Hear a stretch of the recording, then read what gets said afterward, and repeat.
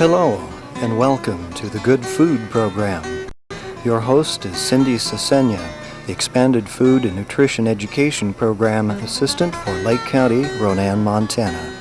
These programs are designed to help families with children use USDA and other inexpensive foods to prepare tasty, nutritious, attractive meals that are low in cost.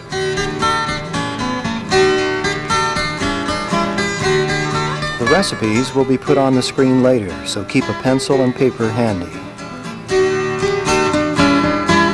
Videotapes of these programs are available at the FNEP office in Lake County and other Extension Service offices in Montana and the Salish Kootenai College Library in Pablo.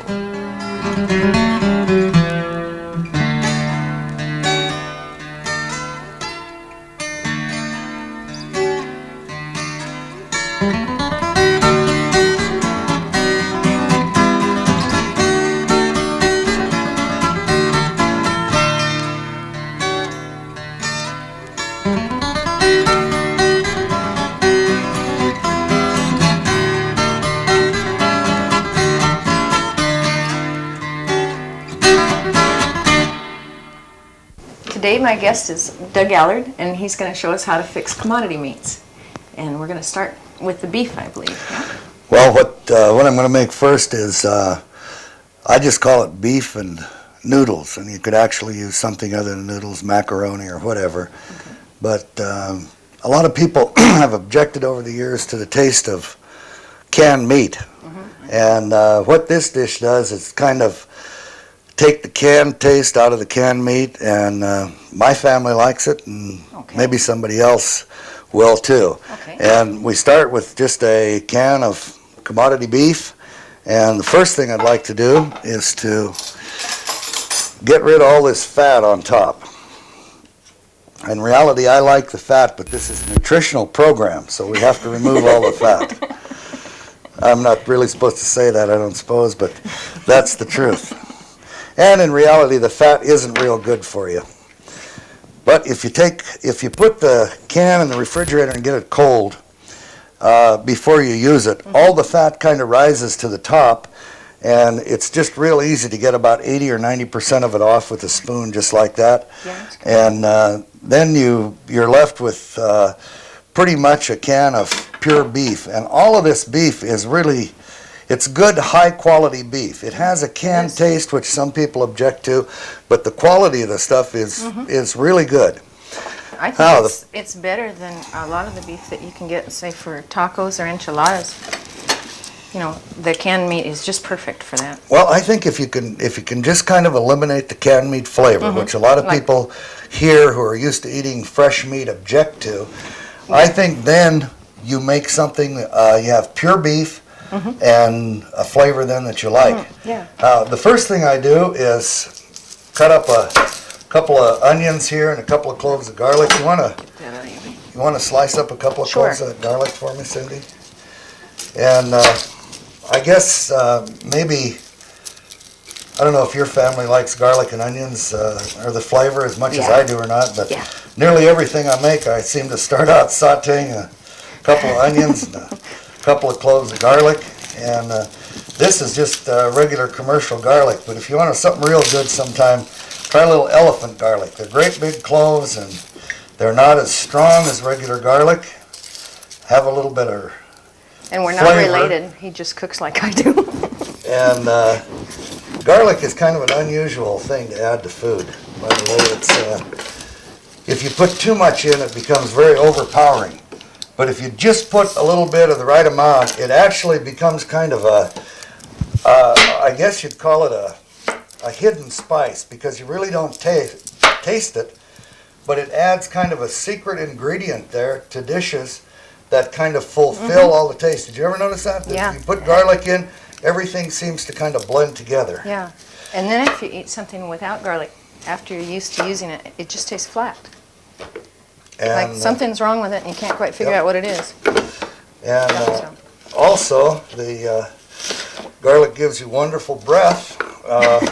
It's supposed to cure colds, and it certainly will drive your friends away if you get too close.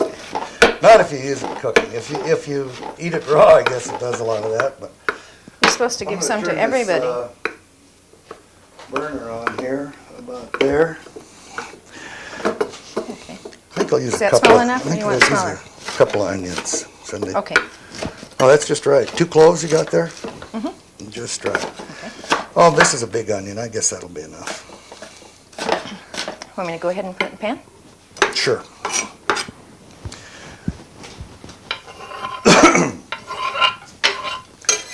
The people saute in a lot of things. I normally use butter. This is margarine, which is fine and a little better for you than the butter, but I really don't recommend sauteing in oil. So now they can't see the floor in the camera, so you can't see that some of those went on the floor. I only have 3/4 of an onion now. That's all right. The cleanup crew will get it. It takes a little while to heat up there.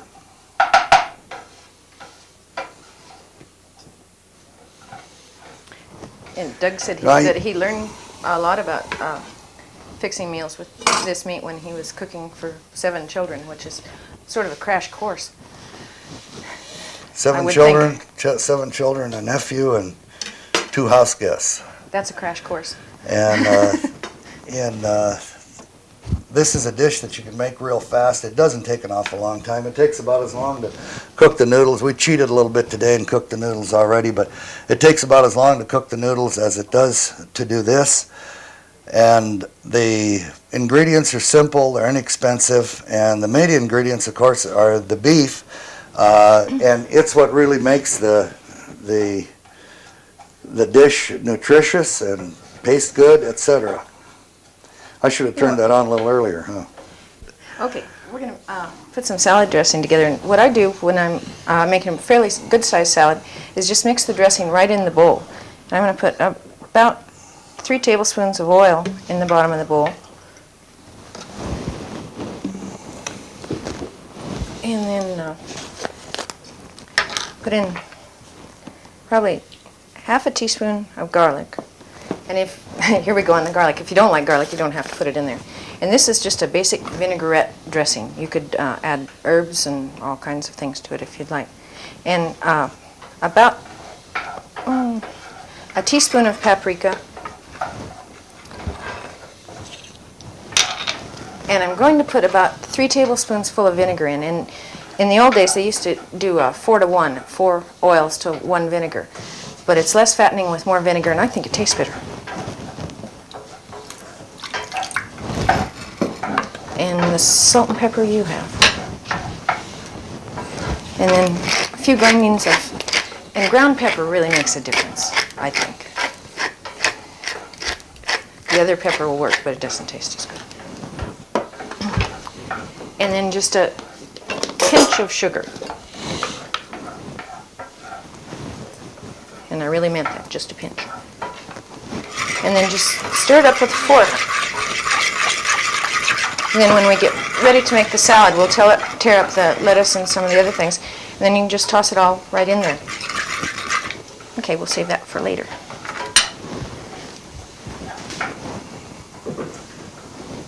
All right, coming over there. Did it ever heat up? I usually saute the onions and the garlic until the onions just kind of turn a golden color, which they haven't quite done yet. That's okay. It seems to soften them up, and when you saute the garlic like this in butter or margarine, it softens it up and it brings all the flavor out so that the flavor of the garlic then can absorb into the other things that you're cooking with it, just like the onions do. So we got a little. It takes some of the heat out of it too. A little bit, yeah, it takes some of the bite out of the garlic and just about all the bite out of the onion when they become very oniony textured after you saute them. They're getting going here pretty good now. A lot of children won't go near onions if they're raw, but if they're cooked. Well, you know, I found an answer to that, Cindy. If you tell little kids there's onions in something, a lot of times they won't eat it. That's true. But if you just go ahead and cook and put the onions in, the little kids they'll eat it, they'll like it. Yeah. They don't ask what's in it. That's true. I did have one daughter once that used to pick every shred of onion out of everything. Every family. But I didn't change my cooking habits. I still kept cooking the same way anyway. Do you want the meat next or the Yeah. noodles? Okay. I'll put the meat in next. You want to kind of loosen that around there? You have a knife you could stick that around That's the a edge? good idea. Well, here, I'll just do it here. This way it comes out a lot easier. And I just...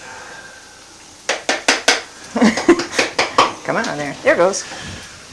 Just put her in like that.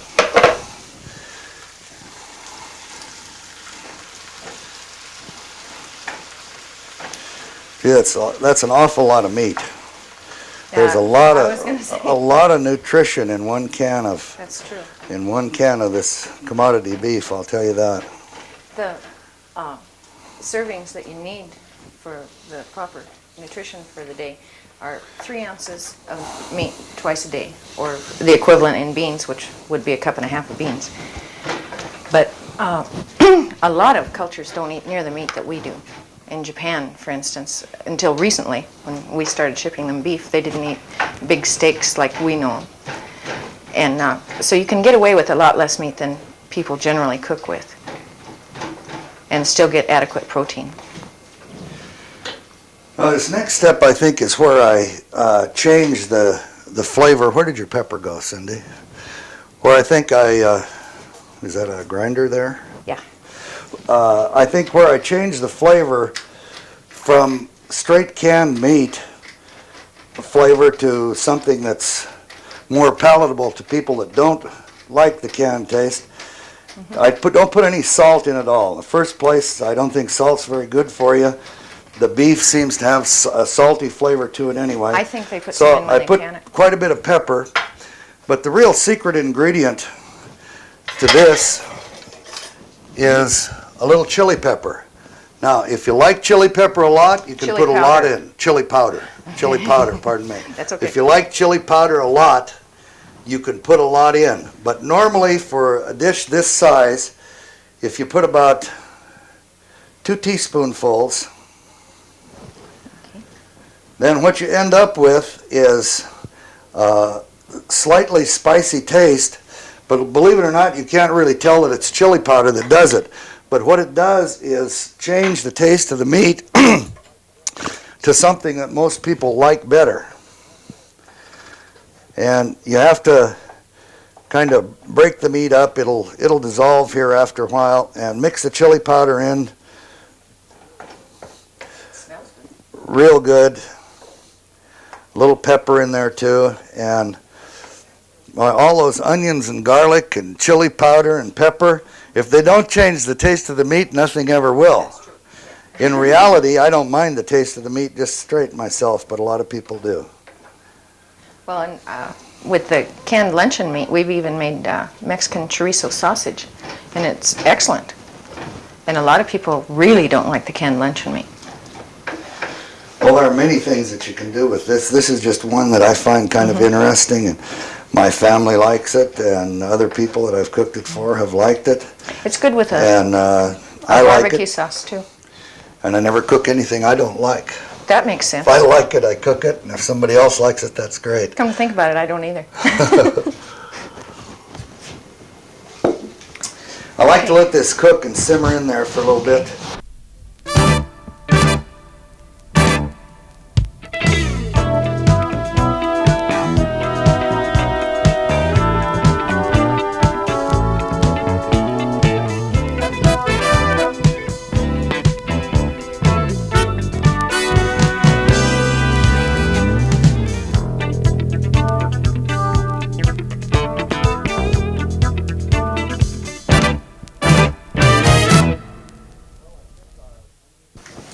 Well, I think our meat, onions, chili powder, pepper, garlic is about ready to add the noodles. Okay. And I like to use homemade noodles. We didn't have really time to make any today, so We could have, though. we could have. So what we're using is some store-bought white egg noodles, and I just add these to the meat in the frying pan, because after I get these in here, I like to have them sit and kind of simmer just a little bit. And you can put as many noodles in here or as few as you like. I probably won't use all these because the frying pan won't hold them. But normally I would use whatever noodles I had, because whether you have a lot of meat Yeah, you could feed a lot more people. or whatever, you feed more people. And I just put the noodles in there and just kind of mix them up. And I like to leave the noodles in here for 5 minutes, 10 minutes, just so that that chili powder gives it a nice color too. Absorbs all the flavors, etc. And you can kind of tell when you're looking in there if you like the amount of meat to noodles. If you like a few more noodles, you're more of a pasta lover than a meat lover, then put more noodles in there, whatever you like. That's just about it. That's the way I'd serve it right there. Yeah. So there you got a little beef and noodles. Thank you. Bet. Thank you.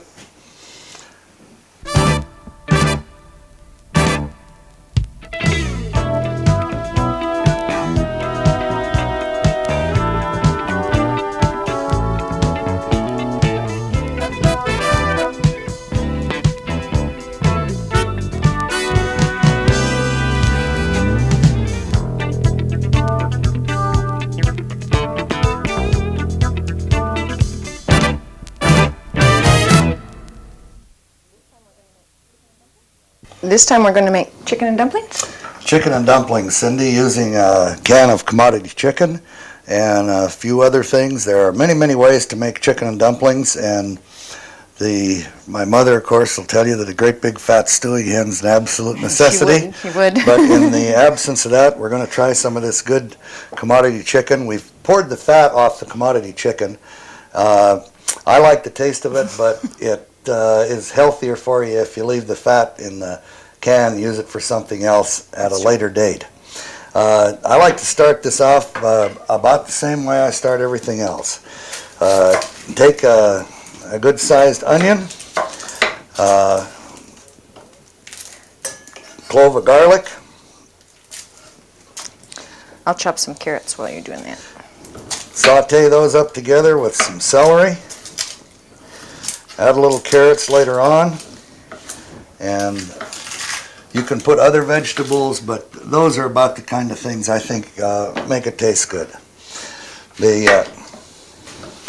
Yeah, I'm kind of a purist when it comes to chicken and dumplings. I don't think you ought to be putting okra and weird stuff in it. Oh, I've tried some odd stuff in chicken and dumplings, but the old same pure stuff still tastes good to me. I think so too.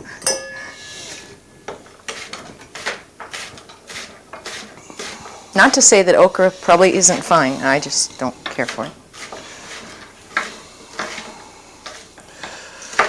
No. Put a little margarine here in the pan. Get ready to saute this stuff. Here, I can dump the veggies in that bowl so I can get to them. Okay. You want to do me a clove of garlic there, please, Cindy?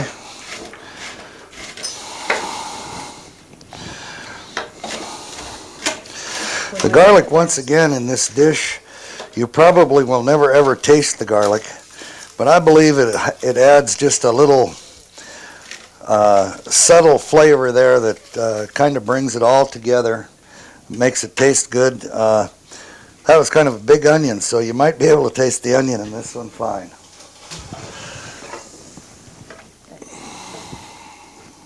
Yeah, you were saying that garlic is the hidden ingredient. That's what you call it? I think so. That's Yeah, what that makes I sense. think it is. It's kind of a thing that you can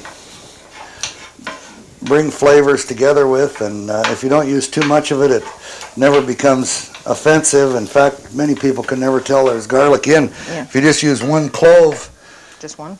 like we're using here, well, you can use two if you want to, but I normally just use one. Actually, my wife, Debbie, should be making this. She has a lot better success with chicken and dumplings than I ever do. But I hope I can This'll make come at out least fine. at least a second best to her. I'm sure it'll come out. I stole all her little secrets today, which I'll tell you about later. That should Okay. be about enough celery, I Want guess. me to go ahead and put this in? Sure, put the garlic right in. So we'll saute the garlic, the onions, and celery. A little butter, margarine, we're using margarine today, till they turn kind of a nice yellow color.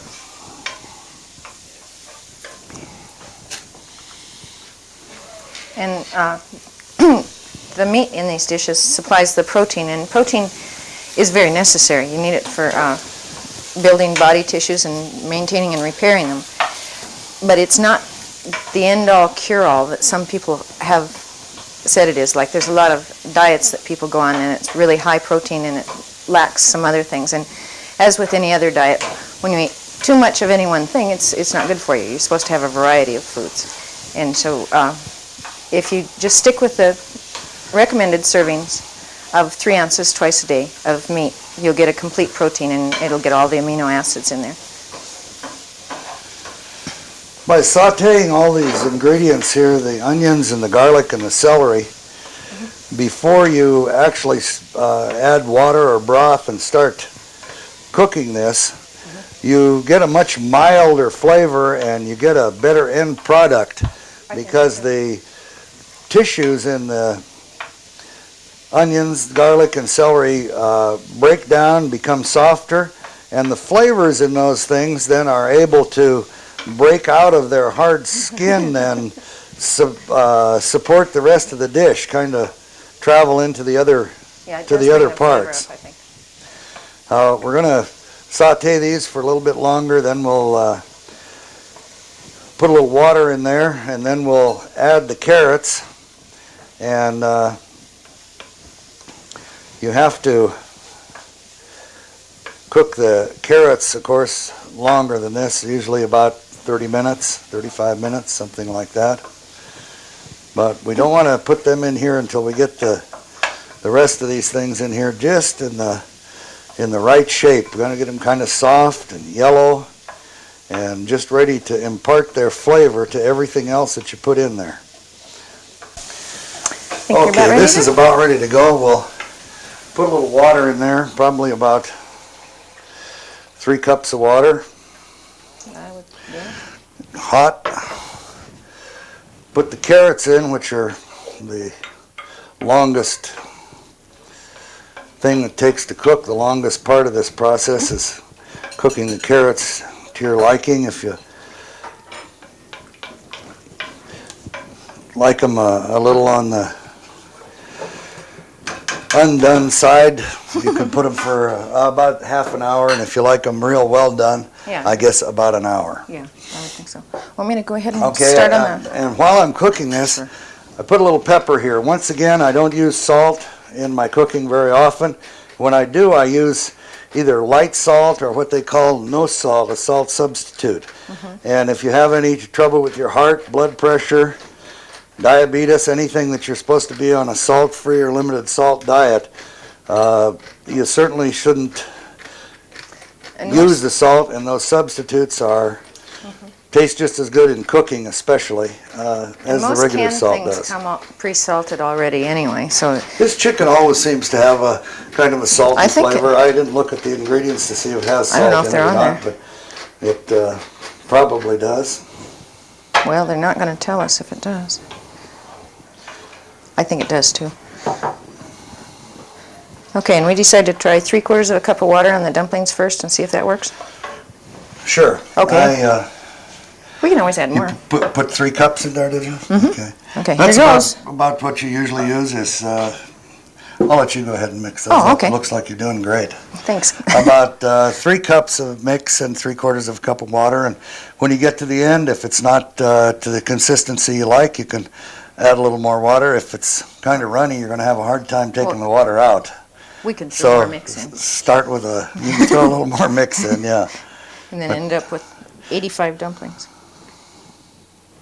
That actually doesn't look too bad, does it? I always do little just wetter. like Cindy, and I mix mine with with a fork.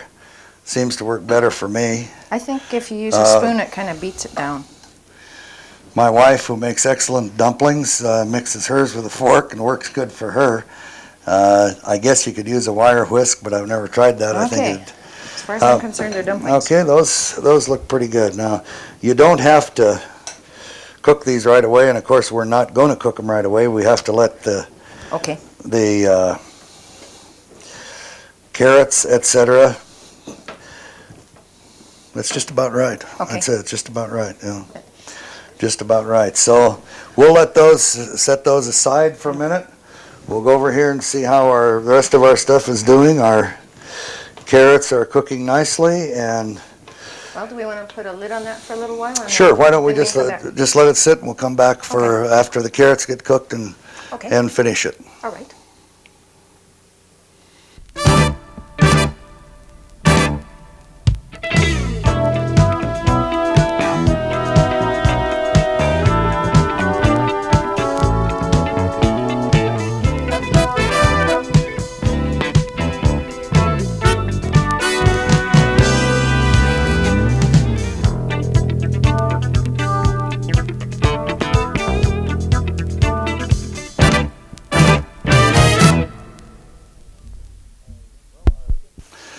Well, our chicken and all the vegetables here are all meshed into one little stew pot. They're all looking good.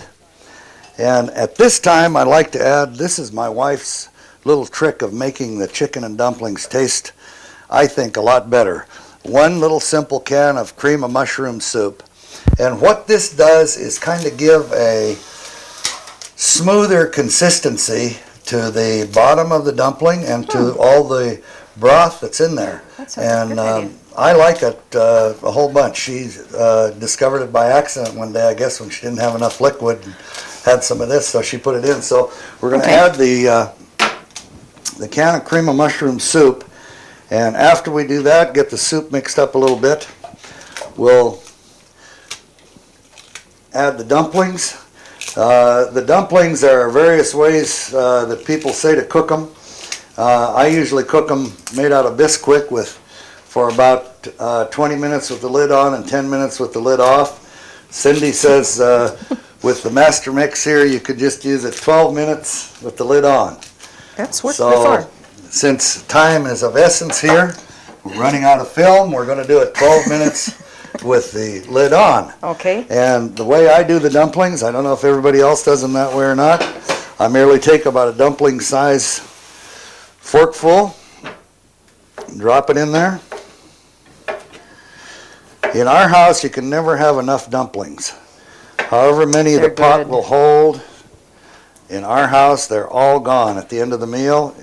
Sometimes Debbie makes 2 batches. She takes the first one out, feeds it to us, and puts another one in, and by the time we're through with the first one, the second one is ready to go. And put the lid on the pot, turn it to about medium heat, leave it sit there for about 12 minutes. Through the magic of television. And we'll have her ready to go at that time. Okay, our chicken noodles and Cindy, our dumplings are looking good there. Yeah, they are. The broth under there looks like everything got done just about right. Yeah, it does. Just about the amount of liquid that at least I like. And we compromised on the cooking. We did take the top off for about 5 minutes. Cindy said leave it on for 12. I said you have to take it off a little bit or the dumplings don't turn out right. They probably would have turned out good anyway. Who knows? Okay, and here's our salad, and I put all kinds of things in here. It's got spinach and cucumbers and tomatoes, and it has mushrooms in it, which mushrooms are expensive, but if you use them sparingly, they aren't, and they make such a difference. And then we'll put some beef and noodles. If I can reach across you here, Doug. See if I can get them on there. That looks really good. Your kids were right. You can cook. Hey, I don't know about that. You said you could, and I checked it out with your kids. Well, I'm modest. You're right. I can cook. And then this bread is the frozen bread dough that we discussed in another show. and you just cook the loaves up at home. And it's quite a bit cheaper than the store-bought bread.